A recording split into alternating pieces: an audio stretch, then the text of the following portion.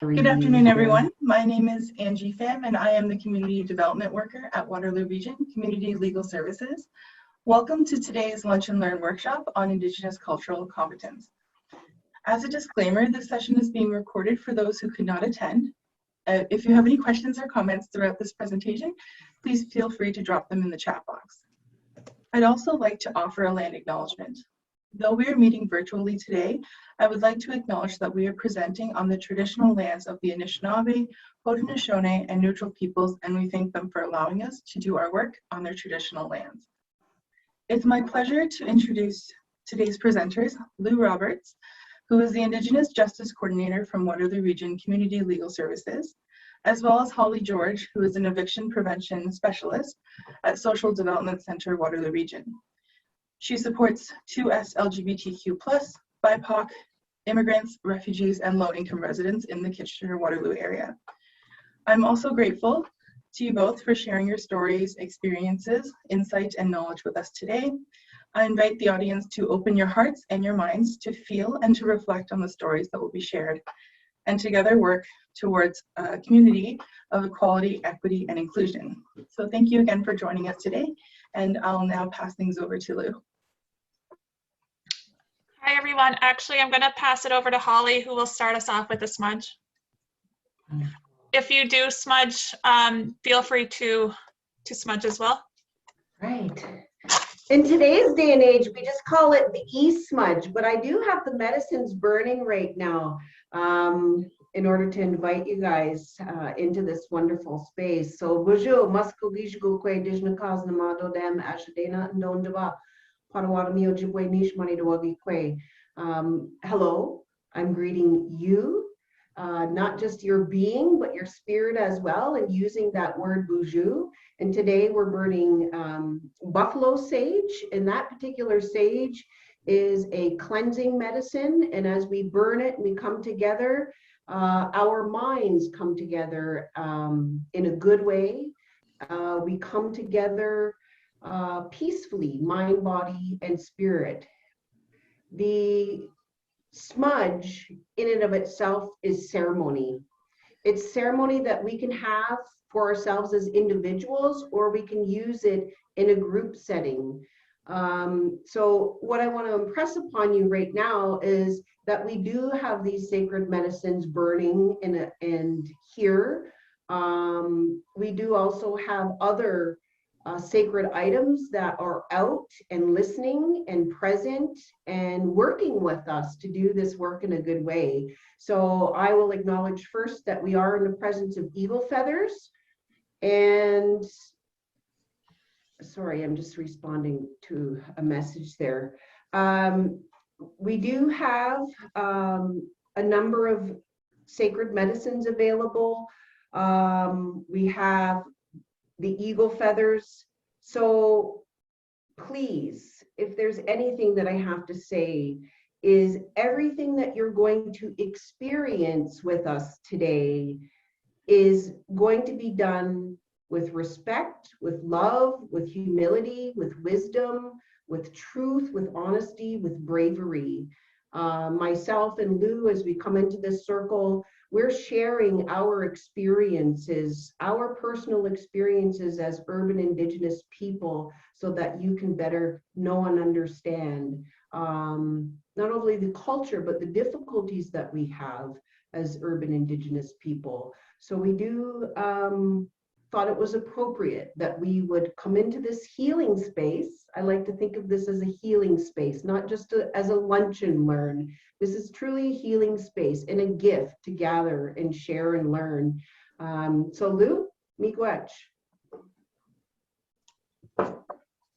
Miigwech, Hollee.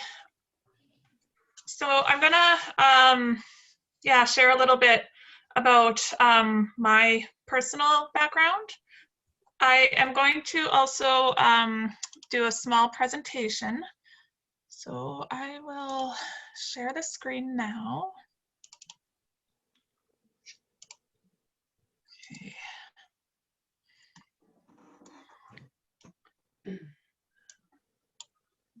Oh, I think that box has showed up. Holly, are you seeing my presentation? I am, yes. Okay. Is there a strange box? Yes, there is. Yeah. This strange box keeps popping up, everyone. Yeah, I don't know why it does that. Sometimes it comes and sometimes it goes. It looks like it's disappearing. Oh, and then it comes back, but we'll just ignore it. And hopefully it just goes away on its own. I don't know why it does that. Okay. So I'm just going to introduce myself the way that Holly, she introduced herself as well. So Bonjour, Lou Roberts Nindinjikas, Name Nidodam, Kenora, and Nega Zaga I Ganing, Nitam Anishnaabe, Nindunjaba, Kitchener on Dayan. So I introduced myself in the language. My name is Lou Roberts. I am Sturgeon Clan. I grew up in Kenora, Ontario, but I'm registered under Sandy Lake First Nation, and I live in Kitchener now. And I will tell you a little bit more too about growing up as an urban Indigenous youth, adult, moving from Kenora, Ontario, which is in Northern Ontario, to Southern Ontario, which was a huge culture shock. Yeah, I don't know why that box is doing that. So, like I said, bear with me. I'm not sure how to fix that. All right. And okay, so before I do talk a little bit about myself, I just wanted to kind of add on a little bit to what Angie had done earlier with the territorial acknowledgement. And I just wanted to talk very quickly about treaties, depending on where you are. I know we have people from all over, so you may or may not be on a treaty. Where I am located, I am on the Haldimand Tract, the Haldimand Treaty. Most of Ontario is covered under treaties, although there is some unceded territory. I just wanted to go over quickly a couple of the treaties. So there is this One Dish, One Spoon Wampum Treaty. And there's an example of it here. And also the Two Row Wampum, and I'll talk a little bit about them in a minute. There are also a number of peace and friendship treaties. The Royal Proclamation of 1763, which is the guideline for European settlement of Indigenous territories in North America, as well as a big one is the Treaty of Niagara in 1764. The Jay Treaty is another one that I just wanted to mention. It gave passage between the borders of USA and Canada. The BNA Act of 1867, we have a number of numbered treaties, and there are also modern treaties that are still being negotiated today. Like I said, I don't want to go into it too much.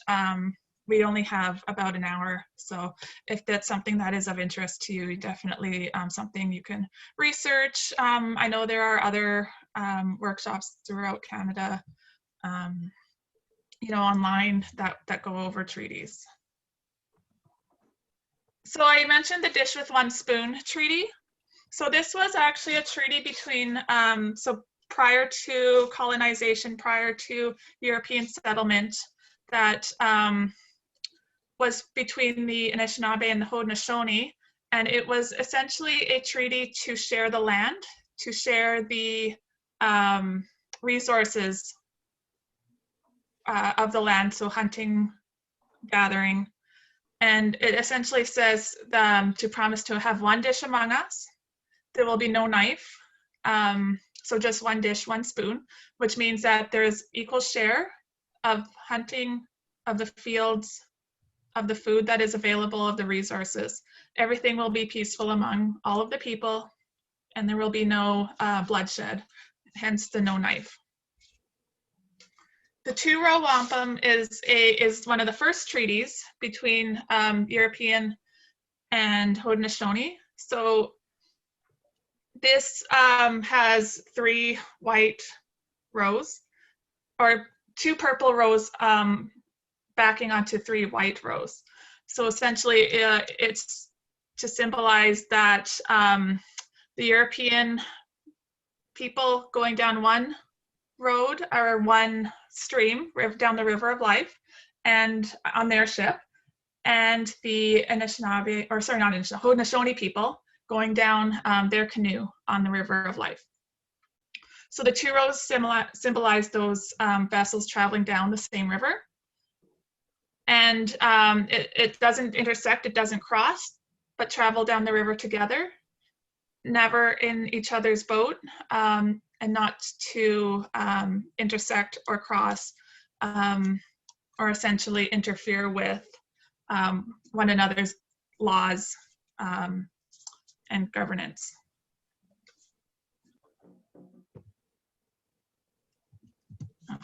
Trying to, okay. And I just wanted to show, can you see a pointer or no?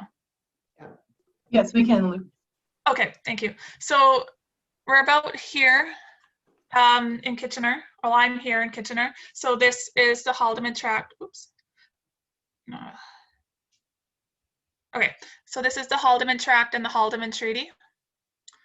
And this was the land promised to the Six Nations of the Grand River after the War of 1812. And this red part is what is left now,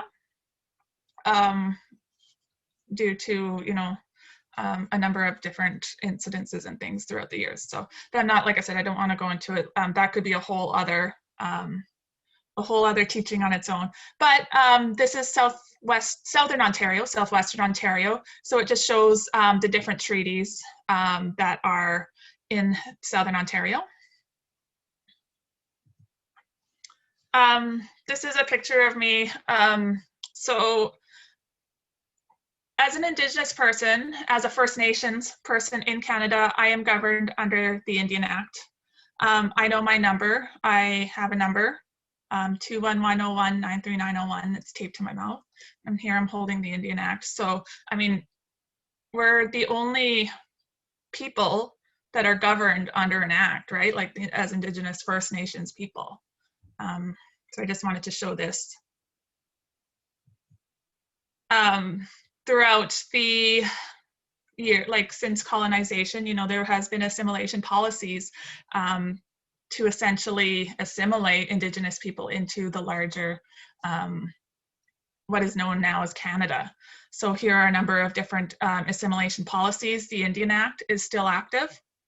If you haven't read the Indian Act, I really encourage you to, because there are some really, like, I don't know how many people have actually read an act or a law in Canada, but the fact that the Indian Act is still active, it's just, it's mind-boggling to me, right? Like, it's still to assimilate, it's still to put us, you know, into the larger Canadian population. So when the Indian Act was active, basically the policy goal was to collect the Indians, as they were called at the time, in considerable numbers and to settle them into villages with due portion of land for their cultivation and support. The Indian Act was the one that created the reserve system. And the reserves were used to segregate Indigenous peoples. And, you know, there were policies that, you know, you weren't allowed to practice your ceremony, you weren't allowed to practice your culture, you couldn't leave the reserve without the pass. So there was the pass system, the Indian agents, etc. You know, different things about the Indian Act. I mentioned the pass system, prohibiting religious ceremonies and dances. Again, to another one is the implementation of the the residential school system.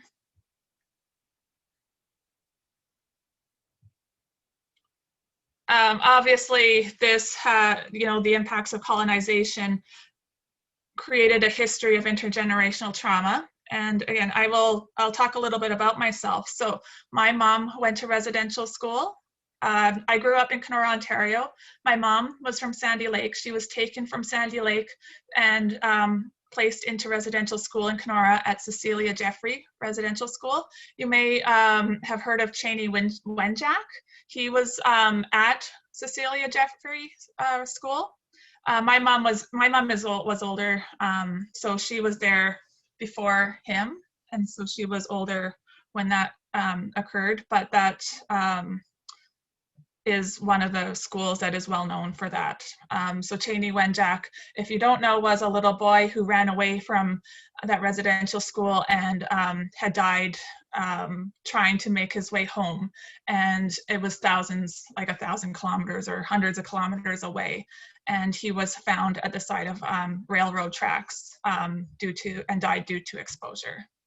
And I know, you know, the recent news of the unmarked graves and, you know, that are at residential schools. And I remember, you know, like right now, so the Cecilia Jeffrey or CJ school doesn't, the building isn't there anymore, but it, when I grew up there, Treaty 3 offices were there.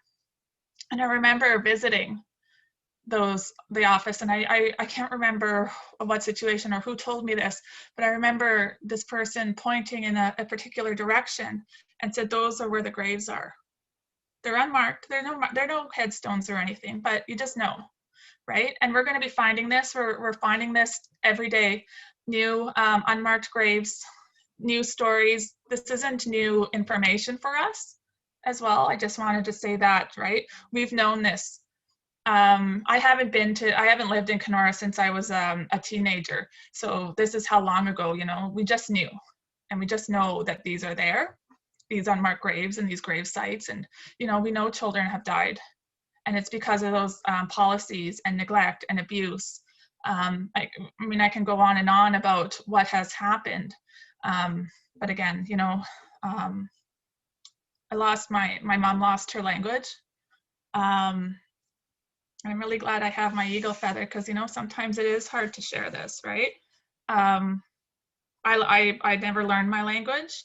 I'm slowly getting it back, you know, wanting to reclaim that.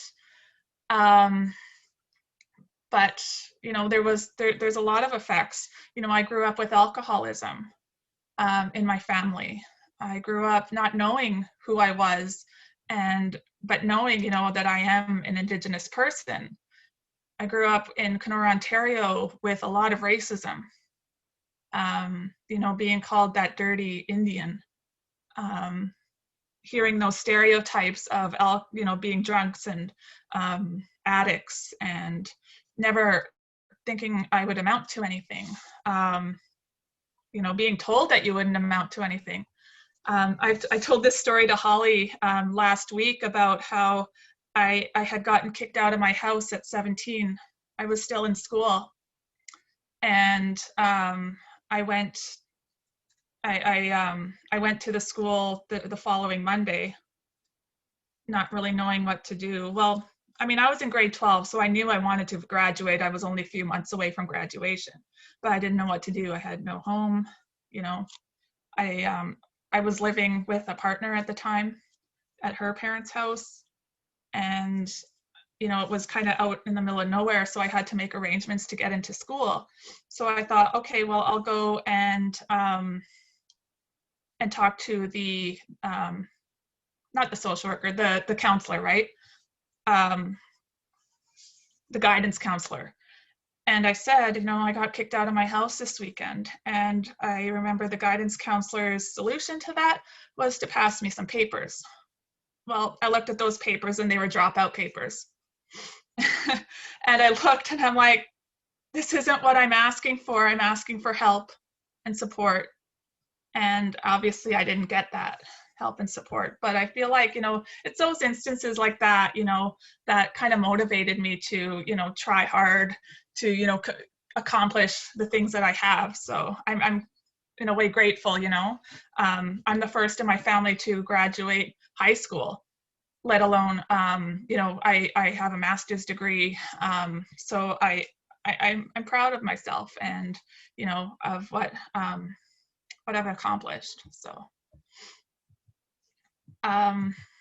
You know, it's hard though, and I know we're talking about, you know, being an urban Indigenous youth. You know, I grew up in Kenora, there's a lot of reserves nearby, but, you know, I never actually lived on a reserve. I lived in the town of Kenora, small, mid-level city, small town feel, but again, the lot of that racism, a lot of the,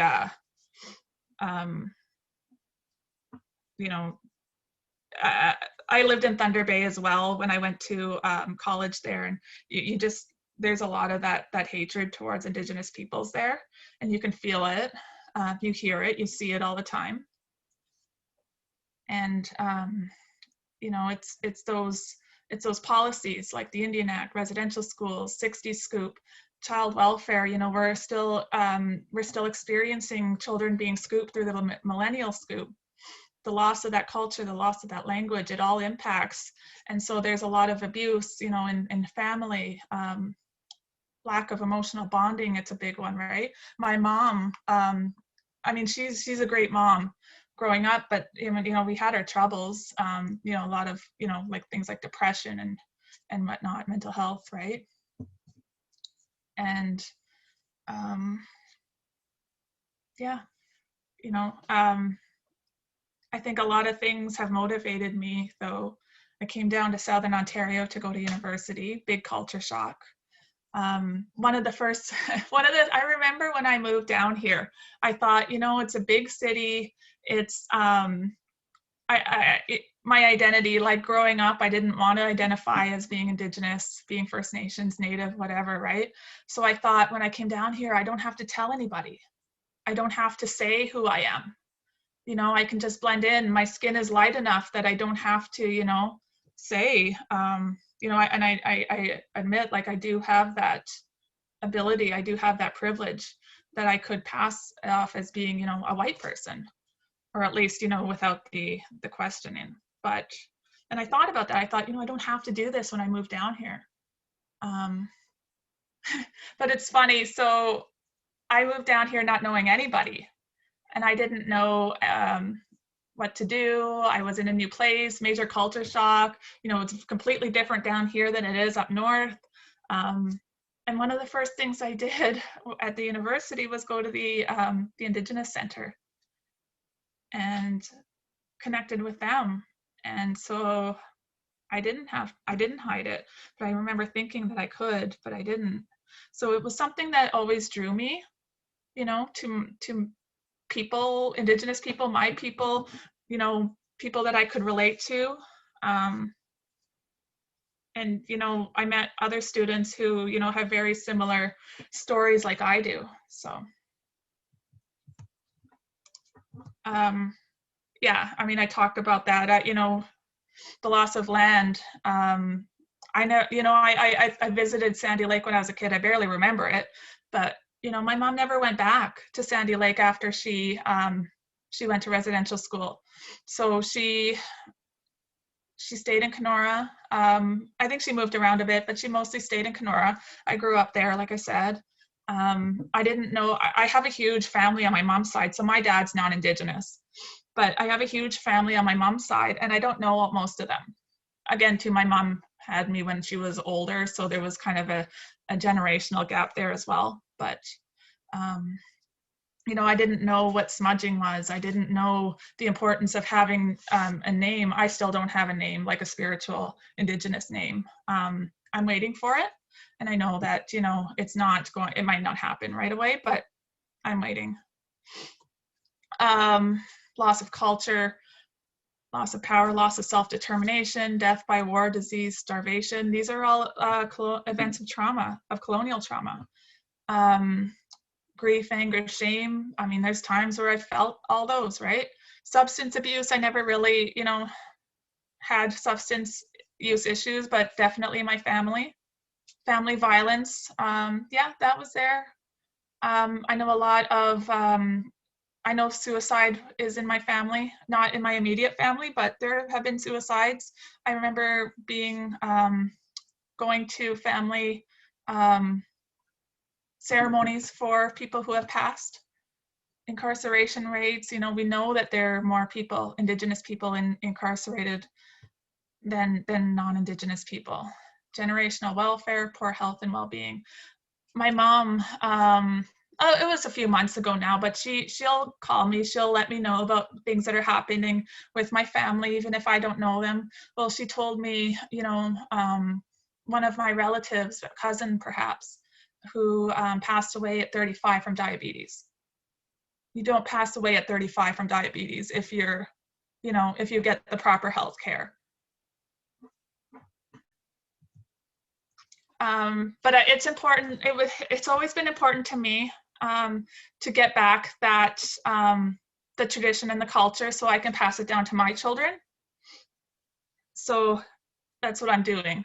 And my children know their Kokam went to residential school, and, you know, some of the effects, they're fairly young now, but I tell them, you know, I tell them that there are some bad things that happen, and there's bad things that happen for Indigenous people. So, but trying to get that culture back. This is the 7 teachings. I just have a little photo of it here, but I mean, that's something to live by, right? And I apologize again for this box. I don't know how to fix that, but hopefully you can see, you know, love, wisdom, respect, courage, honesty, humility. And what's that last one? Truth, is it? Yes, truth. So,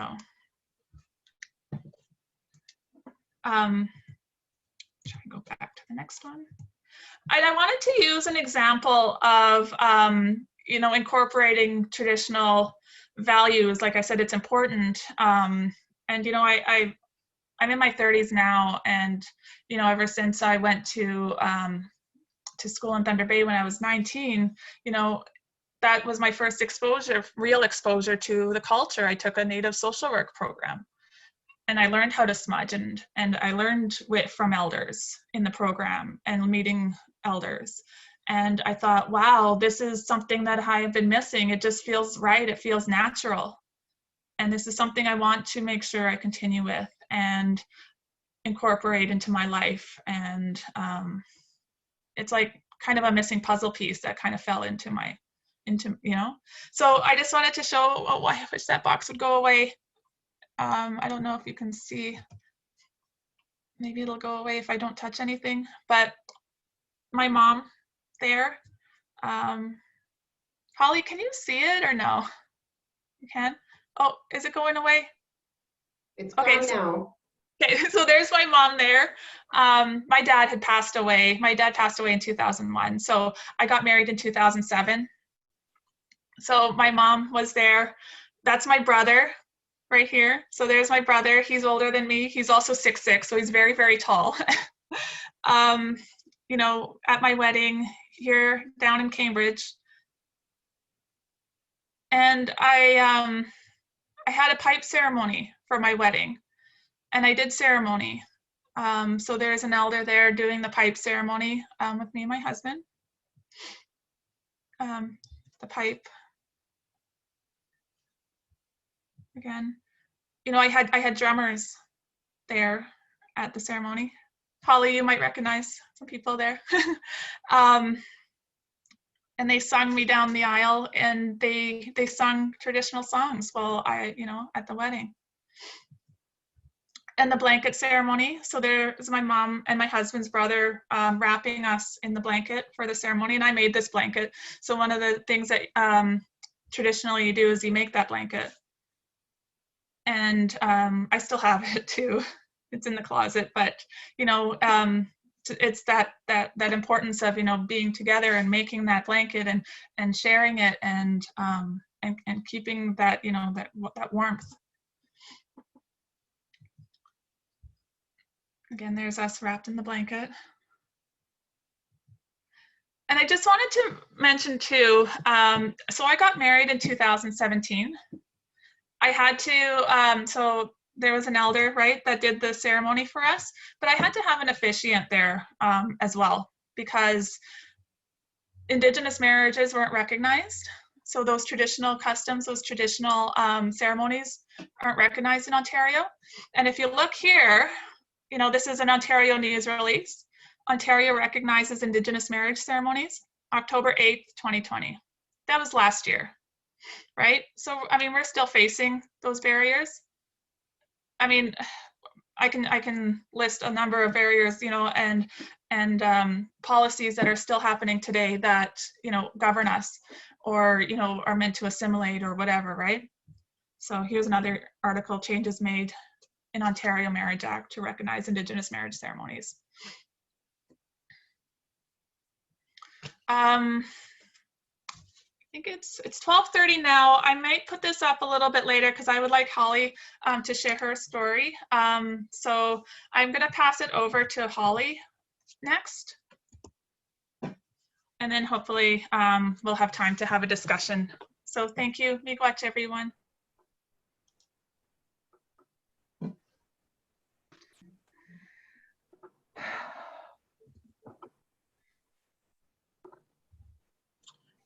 I Hollee, just are you really able want to to? breathe in this good medicine. I was born dispossessed. And the picture that you see in front of you is who I am to the government. This is my certificate of Indian status. And I wonder how many of you have this or know about this or have seen this. This is colonial concept of knowing and understanding Indigenous people. My name is Hollee George. That is my English name. I was named after my mother's sister, Hollee, who was killed by a drunk driver on the reserve at 15 years old. My mother comes from a very large family and they lost one. And it's really strange to know that history and to see yourself reflected on a headstone. And someday, my mother's still alive, thankfully, but someday I will reclaim my name legally. I have already reclaimed my Anishnaabe name. But this is what the government sees us as. 171, I don't even have to look at it. 1710-1604-01. 171 tells the government where we're from. Kettle and Stony Point First Nation. 1604, that tells you who my family is. And 01 tells you what position I am in my family. This certificate of Indian status says that Hollee Leanne George 1710-1604-01 is an Indian within the meaning of the Indian Act, and we pop the link in the chat for you guys. Please read it, because this is what we're trying to get away from. Chapter 27 of the Statutes of Canada, 1985. There is no other people in this country that is governed in this way. Angie, if you could flip to the back side. And as you can see, our cultural identity is so grossly misrepresented here. It tells you my date of birth, my First Nation, the registry group. That is the First Nation community that I come from. And as you can see, I expire as an Indian on July 20th, 2025. We have expiry dates. And we have to sign off. Corinda is her name for my band, and she's a wonderful person. She's truly a great person. She manages all of the membership registration for the band. So we can keep track of people. That's what this does, keeps track of people. Keeps track of Indians. And you can see also my sex is female. Well, what I say to you is, bonjour, maskogijigo kwe dijnakas, ne mado dem, ajodena andonjaba, parawatami ojibwe nijmani dogi kwe. Angie, if you want to flip to the next one. My cultural and spiritual identity is so substantially misrepresented in the legislation, in the systems, in the families, even in the community. Our cultural and spiritual identity is inclusive of so many things, and these are some examples. Muskogijgokwe, that's my Anishnaabe name. That means red sky, new days or new beginnings. I'm from the Sturgeon clan, and Lou is my clan sister. So through our relationship here in the community of Kitchener, we've been able to discover that, you know, we're not blood relation, but we're clan relation. And that means something. Lou's my sister. And I would offer her my help and my assistance as a sister would or should. The Fish clan, the Sturgeon clan are teachers. They're old, ancient teachers. And I'll go through this first before I talk about how this came to be. My nation, I'm an Anishnaabe, I'm of the Ojibwe Potawatomi people. My land base is Turtle Island, all of North America. Anishnaabe territory, Ajodena Ndonjaba, Potawatomi Ojibwe Nijmani Doagi Kwe, Ajodena, Stony Point, Kettle and Stony Point First Nation, which historically were two separate and sovereign communities. But during wartime, the Stony Point people were forcefully removed by the military. My family was forcibly removed by the military out of Ipperwash and forced on or into the confines of the Kettle Point Reserve. And when you have two separate and sovereign communities lying on top of each other and interacting like this, all kinds of things happen.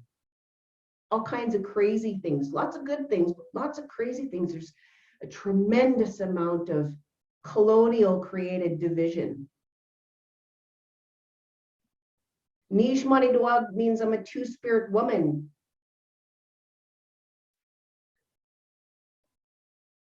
In colonial terms, that means I'm a lesbian, but I didn't always live openly and honestly in walking my truth.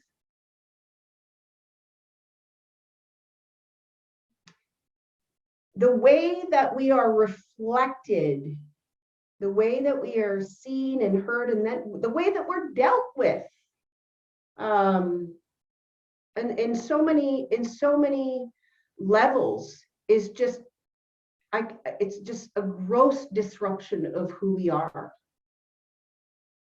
When you look at, you know, one side being status card, this, you know, this is the government, and this is actually who I am. You can see the what's lost and what's forgotten in the disconnect, the dispossessed. I love that word. But I have to say, since I came back to our teachings and our way of life, because I wasn't always raised with our teachings, customs, and practices, this is much more meaningful and much more a way to give guidance, direction, and clarity, purpose and place to the path that we're going on in this life. The Two-Spirit people are the mediators. They're the conflict resolutionists. They are the people that bridge gaps. They're the creatives. They are the people that think outside the box. They are the healers. They are leaders. They are the people that can go between camps, so to speak. They were used inside of the community as social workers, as leaders, as gatherers of information to inform and to resolve, to educate. The Anishnaabe colors, the spirit colors that we have are typically bestowed upon us at birth, but I didn't have that available to me at birth. I was dispossessed at birth just by the nature of being born an Indian. And you will hear me use language fluidly because, you know, between Indian, Indigenous, Aboriginal, you might hear that because that's the reality of our being. We're Indians in the legislation, we're Aboriginal in the Constitution, we're Anishnaabe in our personal and ceremonial lives, we're Muskogee in our personal and ceremonial lives. But going back to these colors, you know, these spirit colors I wear here, and they're actually on my feather as well. And these spirit colors are part of our cultural identity. These colors identify us, who we are, to this world and the next. And let's not forget, Indigenous people, we are holistic talking people. Physical, mental, emotional, spiritual people. And so by having these colors as part of who we are, not having those was a great disconnect, a great disconnect. Our language, I speak the Ojibwe language, though not fluently, from a Northern Ontario dialect. I learned my language from the Meday people of Batchewana First Nation, Kettle and Stony Point First Nation, and some Two-Spirit people across this province. But my language primarily comes from the Meday people of Northern Ontario.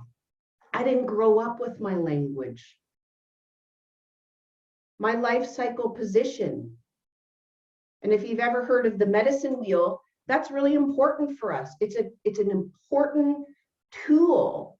Teaching, practice. It is a guide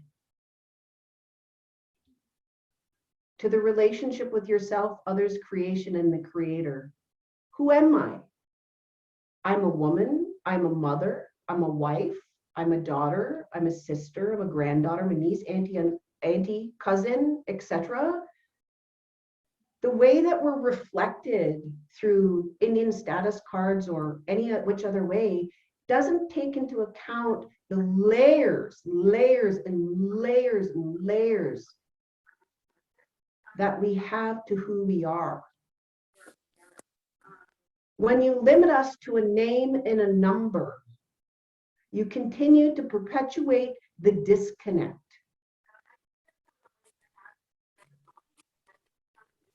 As much as I was born dispossessed, I come from privilege. I am an Indian day school survivor. I went to 2 Indian day schools in my formative years. I'm a 2nd generation Indian residential school survivor, which means my grandparents on both sides went to residential school at the Mohawk Institute in Mushhole. So when I see these things vandalized, like the Mushhole recently, that hurts. That hurts. I was born into a charismatic Pentecostal family, church-going family. My father used to say, oh, you kids didn't experience what we did at day school. Well, we're not trying to compare harms. Harm is harm. I'm incredibly grateful that I didn't have to experience what my father experienced, what my mother experienced. But harm is harm. Disconnect is harm. My grandparents on both sides went to the Mushhole. They don't talk about it. They've now passed on, but they didn't talk about it. And I actually at one point had the bravery to ask, because that is tread on light, that is tread lightly when you're asking the elders to share their experiences, because it is absolutely painful But I did have an occasion to speak with my grandmother, Graham, how was residential school? And she looked at me and she said, good.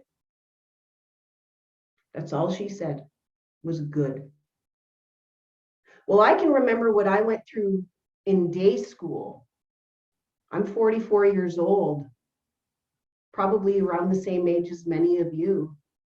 I didn't know that I went to day school. I thought I was just a brown girl playing with her brown friends on the reserve at school. I didn't know any different. But interestingly, I grew up off the reserve. I'm a concrete Indian. My parents were born and raised on the reserve. They left to find opportunity. They wanted to do right and better by their children, and they did. The impacts of colonization in residential school and day school were very apparent. My father is a recovering alcoholic. He's been sober a number of years, and I'm very, very grateful for that. My mother did not live with any addictions. My brother and I don't live with any addictions. And this is the experience that I want to bring to you, is that not every Indian is disconnected in the same way. Not every Indian comes from poverty. I come from privilege. My mother is an educated woman. She was in early childhood education all her life. My father is an active duty OPP officer. I was raised in the city of Sarnia, just not too far away from Kettle Point, where my First Nation communities. But I felt like growing up, and even as educated and informed I think I am, how could I not know that I went to an Indian day school? But the moment I found out, things started to connect. And I didn't find out that these schools that I went to were formerly Indian day schools until the class action lawsuits came out just a couple of years ago. And then all hell broke loose. Now it makes sense. Seeing the white women teach us, there was no brown teachers. Telling me to be quiet, go stand in the corner, shut up. You can't, you won't, you don't. No. The fluid nature of who I am as an Indigenous Two-Spirit person was oppressed by that system. It was oppressed by the church, having been raised in a church. I've been told as a 15-year-old from a youth pastor that I'm going to hell. I went to the people that I was supposed to go to, and I was refused, and I was rejected, and I was turned around. But what I know now is I'm not going to hell. And I'm not bad. That in fact, since removing myself from the church as a youth, I feel better. When I got my Anishnaabe name, my clan, my colors, when I started to really know and understand who I was, that made the difference. I've always known that I was gay. I didn't quite understand what was going on as a young person. I knew that I was attracted to other little girls that I went to school with. And then when I left Indian day school, I went into a white school in Sarnia. And I remember looking at all the little white girls going, wow, they're so beautiful and so pretty. And I had never really seen so many blonde hair, blue eye children. And it was a culture shock. I didn't know what to do. And obviously I did adjust and adapt and made friends, but I truly never felt like I fit in. And as an urban Indigenous person being born and raised off the reserve, it's not that I was completely disconnected from my reserve. It's my parents made sure that we went there regularly to see our family. But because of our upbringing in the church, I wasn't allowed to participate in ceremony. I wasn't allowed to participate in powwows. I wasn't allowed to hold this feather. I wasn't allowed to wear this shirt. And as a young person trying to figure out who they are just as a person, never mind sexual orientation, the chaos in my spirit. Indigenous people are spirit people. We're talking people. And I'm not going to say the chaos in my head, because certainly that was the case. But the elders tell us, if you take care of spirit, all other things come into line.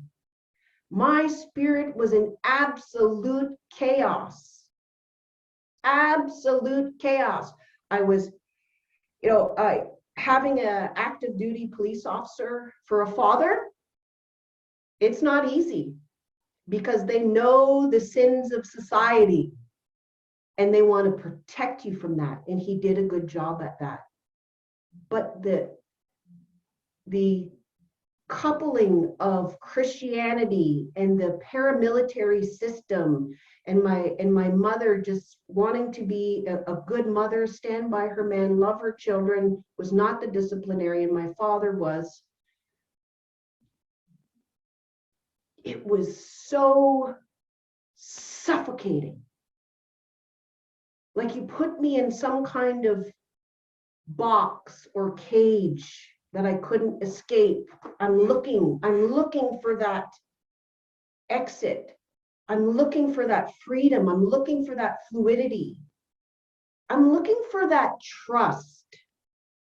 I was raised, go out into the world in an untrusting way. I was not taught to trust the community. I was taught not to trust the community. So I have to go through this process of learning how to trust. Having Christianity, paramilitary organization in my family, it was so incredibly stifling to my growth. It was oppressive. It was abusive.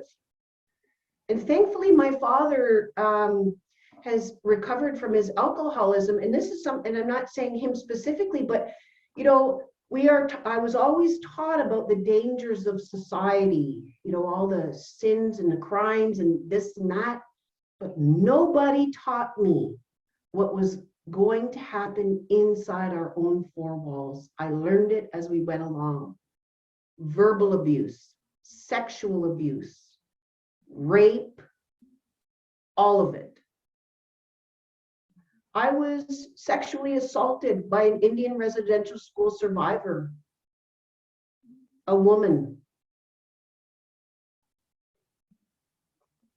The chaos that resulted from the multi-generational sexual abuse and the disconnect from who we are caused me to run amok as a youth.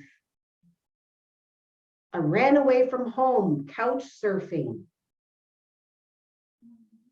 getting kicked out because my parents had it. They didn't know what to do with me. They thought, oh, well, if you just let her experience it, she'll come back. I sure did come back. But what I came back to in those four walls was still a disconnect. It goes back to, my family has done, my community has done the best that they could in the situation that they were in. And the elders tell us it will take us 7 generations to heal. I wanted nothing more than to leave my home and be free. I wanted nothing more than to leave the community and start new and try something new and be something new, because the box that you put us in within those constructions of religion and Christianity and the church and those systems. Indigenous people are inherently fluid people. Rigidity is not our way. Rigidity is not our way. And certainly, as a young person, I knew that I was attracted to women. I didn't quite know what that meant. I do have other two-spirit people in my family that have been great trailblazers for me. And I appreciate that. But as a youth, I was having sex with men trying to convince myself that I wasn't gay, because I watched as my family disowned those two-spirit people for a very long time. Well, why would I come out of the closet when I see my own family disowning our family for being gay and having sex with men trying to convince myself that I wasn't gay? I had an opportunity to go to school. I finished high school in Sarnia, growing up, going to a number of different high schools, having to transfer because of racism. That was the era when there was skinheads being pushed into lockers, being berated in bathrooms for being an Indian. And because I was born and raised off the reserve, I'm an apple. I'm red on the outside, white on the inside. My own people don't accept me because I'm red on the outside, white on the inside. I'm too brown for white society. I'm too white for brown society. Where do I fit? Well, what I've come to know and understand now is I have to first have a relationship with myself. I have to know and understand who I am first before, and I say this all the time, you have to be a happy, healthy individual before you are a happy, healthy partner, mother, daughter. And I have had to take a huge step back to do the healing work that I need to do to be that happy, healthy partner, and so on. Those very many hats that we wear. But I went to school and I migrated from Southern Ontario to Sault Ste. Marie. I spent quite a long time there. I started my post-secondary career there at Sault College is where I first started my post-secondary career. So a little plug to Sault College. Anyway, when I went there, I would say I was still absolutely in chaos, but with the freedom of distance. I was drinking, I was partying, I was getting good marks. I ended up on the dean's honors list, but I was drinking and I was partying and I was trying to figure out, where do I fit in this? You know, Sault Ste. Marie is incredibly heavily populated with Indigenous people. And I found myself gravitating towards those Indigenous student centers to find my place and to find those people. And as I'm continuing to drink and party and figure out who I am, again, I knew that I was gay, but I'm not coming out. My family's going to disown me. My community's going to disown me. I met and eventually married, my husband, whom I had 2 children with. And I'm not going to sit here and say that my heterosexual marriage was bad, because that would be a lie. There was many, many good things about that marriage, but it wasn't us living our truth. But we were 2 young Indigenous people who hadn't done the healing work, and we became young parents before we were done school. We didn't have the help of, my parents were a great help because we couldn't afford a child as students. We couldn't afford housing. I've been on welfare because I had to.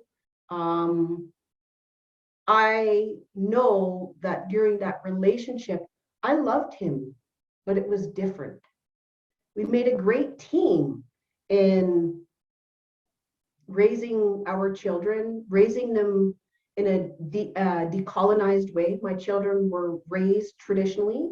They were raised on the land, on the water, hunting, fishing, trapping, speaking the language, going to ceremonies, the whole bit. So all of those protective factors that you would think would be good haven't been good enough, unfortunately, yet. Because like I said, the elders tell us it takes us 7 generations to heal. My children experienced divorce, custody, access in the nastiest way, and it has done great harm to go through that experience as an Indigenous family. But we did exactly what we were trained to do: marry heterosexual, marry brown, have brown babies, because the Indian Act is designed to breed us out. It is designed to get rid of us. It is designed so that we no longer exist. And so goes the Indian problem. I've had to live in my parents' basement with babies. I've had to, what is the word I want to use? I know what it's like to be income insecure, housing insecure, land insecure, culturally insecure, insecure in all the possible ways that we could feel insecure as a human being. But what made the difference is, I believe that I migrated to the north, not on accident. It was on purpose. I believe that it was spirit-led, because had I not gone there, I would not have gotten my Anishnaabe name, clan, colors, and those teachings. Because my name, colors, and clan came to me when I met and married my male partner. His grandmother was a well-respected elder in the community. And she was my elder, my mentor, and my grandmother. And she helped me come back to these teachings. And as I started to know and understand who I was as an Anishnaabe person, I started picking up the teachings and realizing, wow, you know, I have so much work to do. I'm only a second generation Indian residential school survivor. 7 generations it's going to take to heal. Needless to say, that relationship broke down. That heterosexual marriage broke down many, many years ago, before 2010. But there's something I want to say that people don't always hear, is because of the church, because of the residential school, because of day school, we were conditioned to protect the image of privilege and having our shit together. When inside those 4 walls, there is unspoken amounts of sexual abuse, physical abuse, verbal abuse, all kinds of abuses inside our 4 walls. And we are conditioned, because it happened to us. When my family went to the church, we knew that sexual abuse was rampant in the Indigenous population in the church, and the church did nothing to help, or just swept it under the carpet and we'll pray for you and you're forgiven. That didn't sit well with Indigenous people. My parents left the church because of well, a number of different things, but I remember that it was related to their unwillingness to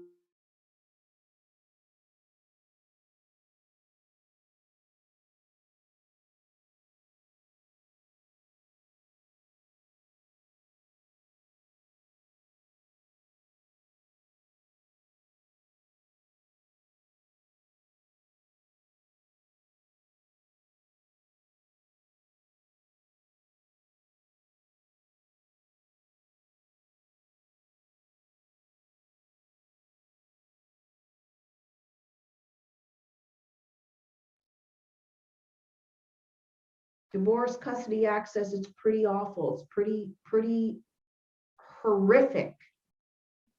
I didn't leave my husband because I was gay. I left because it was unhealthy.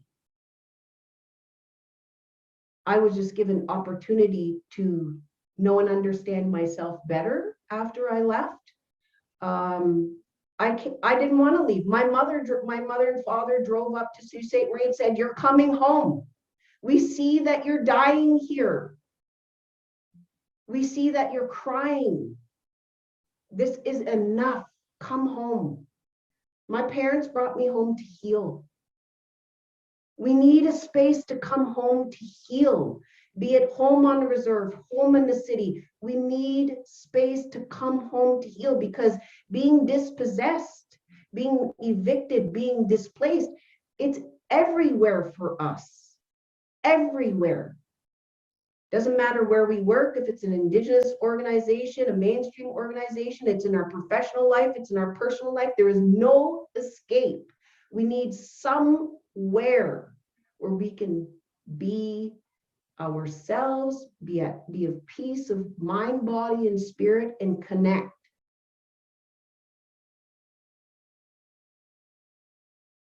And I'm gratefully married to my two-spirit love of my life. I got married on April 3rd. And Lou is very correct in saying that, I don't have that picture up, but you know, my partner and she and I chose to be married in pipe ceremony only. And I wait for the day somebody tells me that that's not legal, because it's legal in our customs, traditions, and practices to gather and be joined by the pipe. I don't have the white man's paper, and that's okay. It's still legal. Oh, there she is. So I guess what I want to impress upon you, we're going on here a little bit longer, is I want you to consider all the ways and means. Oh, there she is. That's myself and my partner at our pipe ceremony. I was married by a two-spirit elder and longtime friend and mentor, August. So, you know, our two-spirit joining ceremonies are here. That's what they look like. And people have asked, what's the difference? There is no difference. The way that Lou joined with the pipe with her husband is the way that I joined with my wife. Different location. Yes, we did a blanket ceremony as well, but there's no difference. That pipe, whether it's used between a heterosexual couple and a two-spirit couple, is sacred, and the prayer and the joining is the same. There is no difference. And so we've chosen to decolonize our lives every single day as much as possible. We are all assimilated. We are all colonized in some form or fashion. That's life. But we do whatever it is that we can do to decolonize. And simply being joined by the pipe without the white man's paper is tremendous. Tremendous. I can't tell you. To be able to come back from being born dispossessed, to coming back to knowing and understanding who I am. From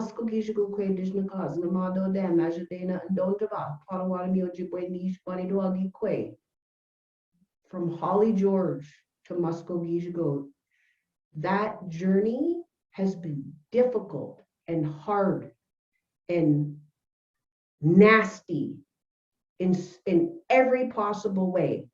Mentally, physically, mentally, emotionally, spiritually, financially, education, every possible way. It could be nasty, it's been nasty. But what I've come to learn through my elders is that hardship is a gift also. It was no coincidence that I met and married this man who had the culture and the language already. I didn't. I learned through my relationship with him. I met the elders, I met the people, and I just, after that relationship dissolved, I carried that on, and I connected with other elders and other people, other two-spirit people. So there's possibility. But if there's something that I want to leave with each and every one of you, it's that our name is not Hollee George or Lou Roberts. Our names are spirit names, Anishnaabe names, and they mean so much more. They give guidance. The name clan colors, in particular, the land, that I guess I would say it is a list of things that would make up our cultural and spiritual identity. That is a sound grounding tool. I have to say it in a way. It grounds you, it gives you a place, it gives you purpose, it sets forth your traditional roles and responsibilities going forward. That is why we give it at birth. I didn't have the privilege of that. So my life was an absolute chaos until.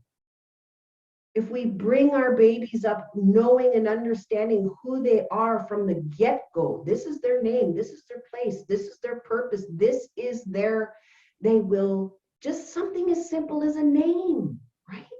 Something as simple as a name, it has so much power here.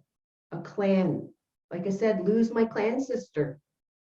I'm not from Kitchener, she's not from Kitchener, we're displaced people. Indian people are the first displaced people. We're here, we've migrated here for whatever reason.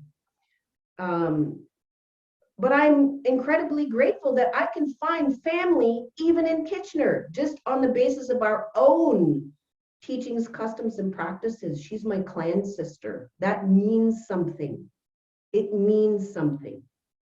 You can find sisterhood, you can find family, you can find all kinds of good things just in knowing your name and your clan. And I think that's all I need to say at this point in time. I have been holding water and this eagle feather this time because, you know, in the presence of an eagle feather, we're speaking our truth.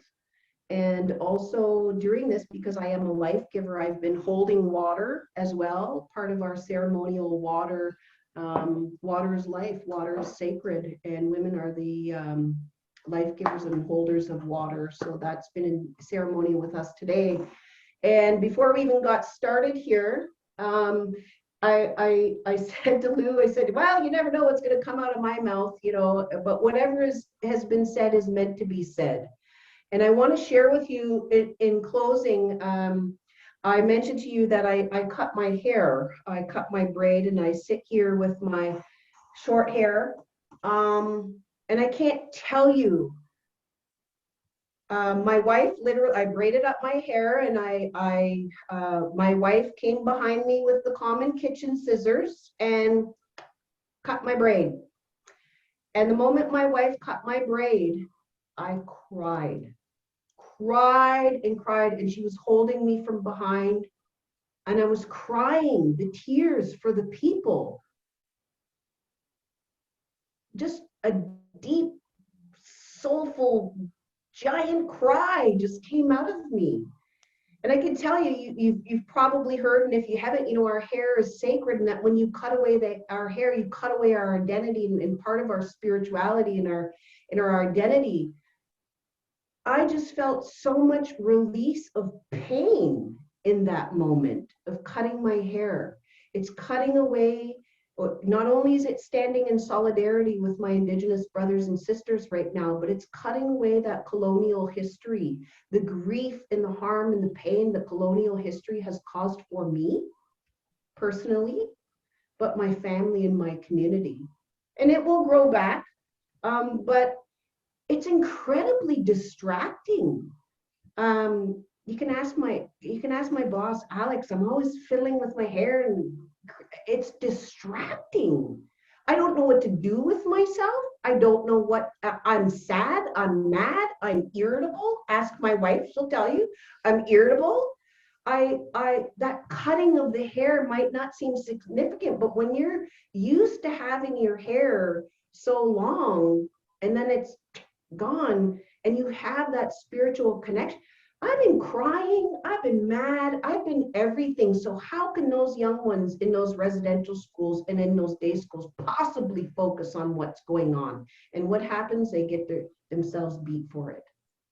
And that's something I wanted to leave you with, is that, you know, it might not seem big, but it is.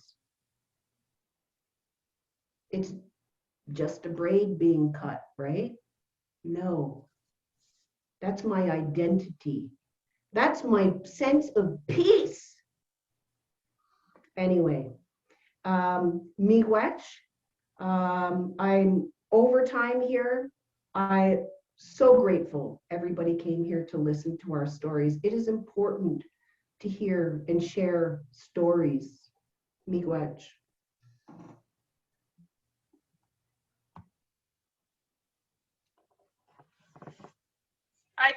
We can stay, I shouldn't speak for you, Holly, but we can stay for a little while longer. If anybody had any questions or any comments, you can unmute yourself if you like and ask a question, or you can put it in the chat. We'll be here for a little bit longer. If you have to go, that's fine. We'll have the recording up later on this afternoon. So yeah, actually, before any questions, I just wanted to read out one of the comments that I saw here in the chat. So it's from C. I grew up hearing that the status was a privilege because of the lack of taxation. Powerful to see, read, and hear how many layers of control are imposed through this. Thank you for sharing your layers and the misrepresentation through colonial structures. Absolutely 100% is it a myth that having a status card is a privilege. It is a tool of oppression and a tool of control. So never mind, I wish we had more time, or maybe we can do another lunch and learn about these myths that we always hear. Taxes.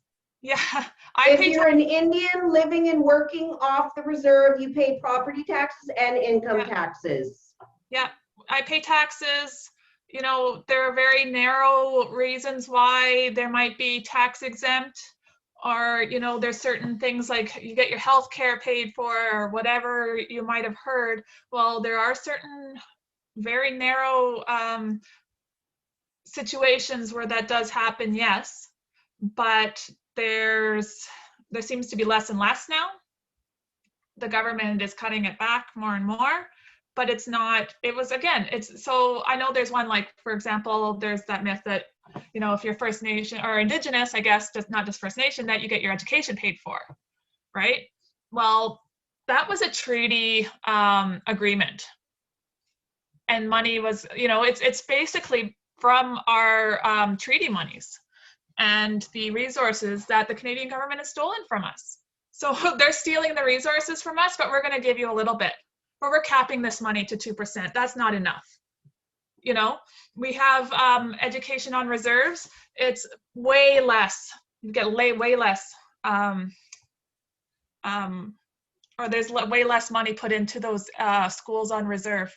I can't remember the percentage, but very, very underfunded.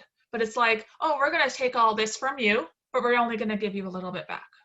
And we're holding this in trust for you.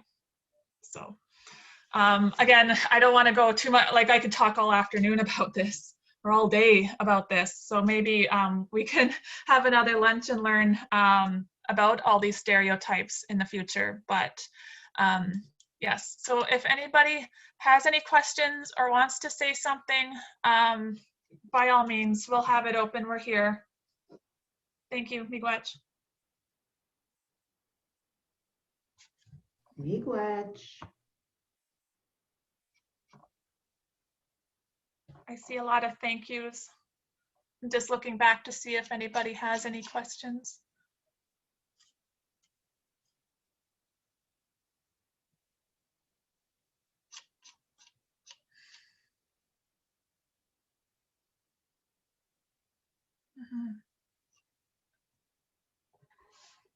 Yeah, stopping the spread of misinformation about colonialism, for sure, definitely.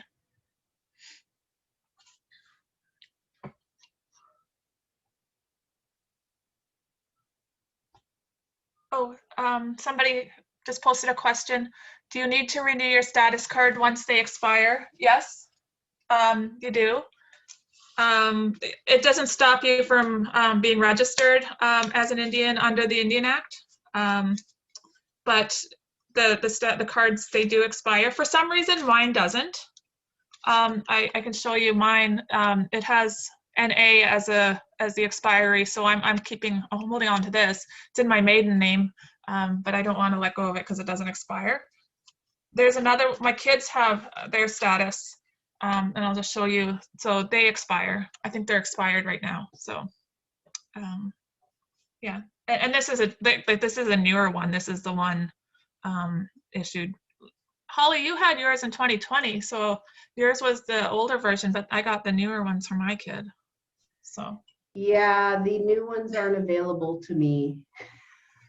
I think if you get it directly from the reserve versus I went to the INAC office, like I can't go to Sandy Lake to get mine because it's a fly-in community up in Northern Ontario. Like it's so hard to get up there.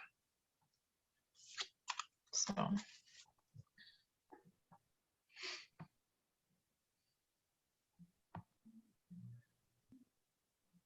It doesn't impact your status. You just have to renew the card and update your information. It's not like you have to re-register every time. You're just renewing the card. And actually, I had a funny story about, I didn't get my status card until I was like 16, 17. And I went and I got some help in getting it. I think I went to the legal clinic in Kenora actually, to get help in getting my status card. And I had found out, so I didn't have my status until I was, a teenager. But I had found out that I was registered as an Indian under the Indian Act since birth. So I could have had this card since birth, but I didn't, and my parents didn't get it. I don't think it was something that much of a priority at the time. There's like, a lot of the racism and whatnot, right? Well, very many people choose not to be registered status Indians because they don't want to be tracked by the government. But it's a double-edged sword in a way, because if you don't register, there's very many things that you don't have access to. Mm-hmm.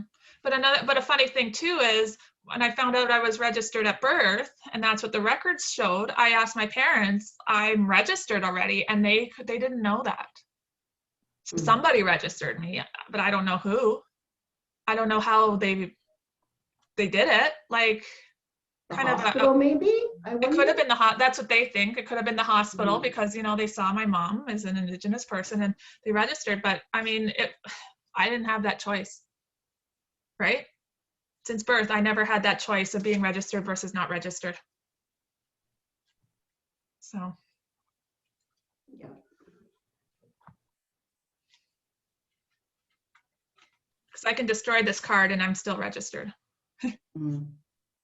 Right. Because we expire. Yeah. We expire as Indians, everyone. Yeah. Actually, that's a good note, because we do, if we choose to use our tax exemption rights, let us be clear, I can use my tax exempt card at a point of sale, but is it only PST exemption? Yeah, PST portion. Of the HST. Yeah. And it's only in Ontario, and that was a treaty negotiation. That was negotiated. Right. And if your card is expired, sometimes they will not give you your tax exemption for whatever it is that you're trying to use tax exemption for. I mean, I don't whip it out for a stick of gum. If I'm using my tax exemption, it is for things like buying a car. Because if I have the vehicle delivered to the reserve, it is now a delivered goods and service, so it's entirely tax-free. But it has to be delivered to the reserve, and that clearly presents difficulties for urban Indigenous people to access that. Big ticket items, electronic, the things that actually cost a whole lot of money, I will use my tax exemption for. But not just for everything. I just don't. It's too much of a hassle, to be honest. So a question here is, what happens when they expire? How does that impact your status? So it doesn't impact you being registered, right, as an Indian under the Indian Act, but certain things you do get for the status card, like the point of sale exemption. So mine doesn't expire, so I don't know if there could be businesses that say, we're not going to accept it because it's expired. Some minimal dental benefits, although I've been finding it's harder and harder to get approval from INAC, like Indigenous and Northern Affairs, to get approval of dental benefits. But that could be a possibility of, you have to get it renewed before we'll pay out. Mm-hmm. Or pay I've certainly experienced it where my card is or has been expired, and because I have to travel to the reserve, I usually travel home because it's 2 hours away. It's not terrible, and make it a day visit kind of thing. But I have been turned away for having an expired card. I'm like, just the card says that it's expired. That doesn't mean that my rights expire. The card expires. So you can run into difficulty if you let that expiry date show up. It's a barrier in a lot of ways. Mm-hmm.